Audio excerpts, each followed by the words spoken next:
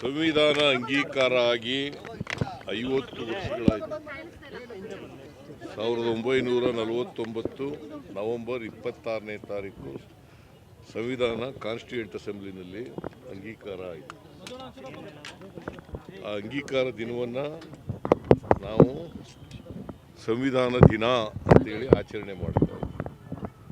ಗೊತ್ತಾಯ್ತಾ? ಯಾವುದೇ central government ಇರ್ಬೋದು ಅಥವಾ ರಾಜ್ಯ ಸರ್ಕಾರಗಳಿರ್ಬೋದು ಮತ್ತು ಸ್ಥಳೀಯ ಸಂಸ್ಥೆಗಳಿರ್ಬೋದು, ಅವೆಲ್ಲವೂ ಕೂಡ ಸಂವಿಧಾನದ ರೀತಿ ನಡೀಬೇಕು. ಸಂವಿಧಾನದ ಆಶಯಗಳೇನಿದ್ದಾವೆ ಆಶಯಗಳನ್ನು ಎತ್ತಿಡಿತಕ್ಕಂಥ ಕೆಲಸವನ್ನು ಮಾಡಬೇಕು.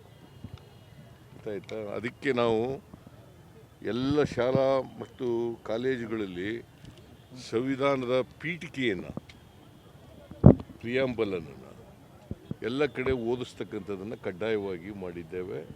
ಅದರ ಅರ್ಥ ಪ್ರತಿಯೊಬ್ಬ ಮಕ್ಕಳಿಗೂ ಕೂಡ, ಪ್ರತಿಯೊಬ್ಬ ಮಗುವೂ ಕೂಡ ಸಂವಿಧಾನದ ಪೀಠಿಕೆ ಅರ್ಥ ಆಗಬೇಕು, ಸಂವಿಧಾನದ ಆಶಯಗಳು ಅರ್ಥ ಆಗಬೇಕು, ಸಂವಿಧಾನದ ಧ್ಯೇಯೋದ್ದೇಶಗಳು ಅರ್ಥ ಆಗಬೇಕು ಅಂತೇಳಿ, ಮತ್ತು ಸಂವಿಧಾನದ ರೀತಿ ಪ್ರತಿಯೊಬ್ಬರು ಕೂಡ ನಡ್ಕೋಬೇಕು. ಮತ್ತು ಏನು ಹಕ್ಕುಗಳು ಮತ್ತು ಬಾಧ್ಯತೆಗಳನ್ನು ಕೊಟ್ಟಿದೆ ಸಂವಿಧಾನದಲ್ಲಿ, ಆ ಹಕ್ಕುಗಳನ್ನು ಚಲಾಯಿಸ್ತಕ್ಕಂಥ, ಹಕ್ಕುಗಳನ್ನು ಪಡ್ಕೊಳ್ತಕ್ಕಂಥ ಮತ್ತು ಬಾಧ್ಯತೆಗಳನ್ನು ನಿರ್ವಹಿಸ್ತಕ್ಕಂಥ ಕೆಲಸವನ್ನು ಮಾಡಬೇಕು. ಸೊ ಅದಕ್ಕೋಸ್ಕರ ಈ ಸಂವಿಧಾನ ದಿನವನ್ನು ಆಚರಣೆ ಮಾಡ್ತಾ ಇದ್ದೀವಿ. ಇದು ಒಂದು ಪವಿತ್ರವಾದಂಥ ದಿನ. What is your message to those somebody says that constitution need to be rewrite, change? BJP ಸುಮಾರು those who are against the constitution, they are telling like that.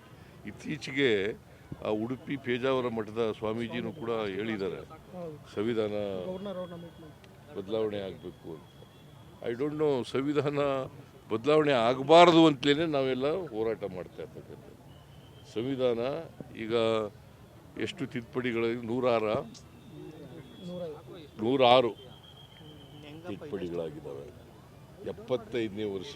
ಬಹುಶಃ ಇಡೀ ಜಗತ್ತಿನಲ್ಲಿ ಲಾಂಗ್ ಸ್ಟ್ಯಾಂಡಿಂಗ್ ಕಾನ್ಸ್ಟಿಟ್ಯೂಷನ್ ಇರ್ತಕ್ಕಂಥದ್ದು ಭಾರತ.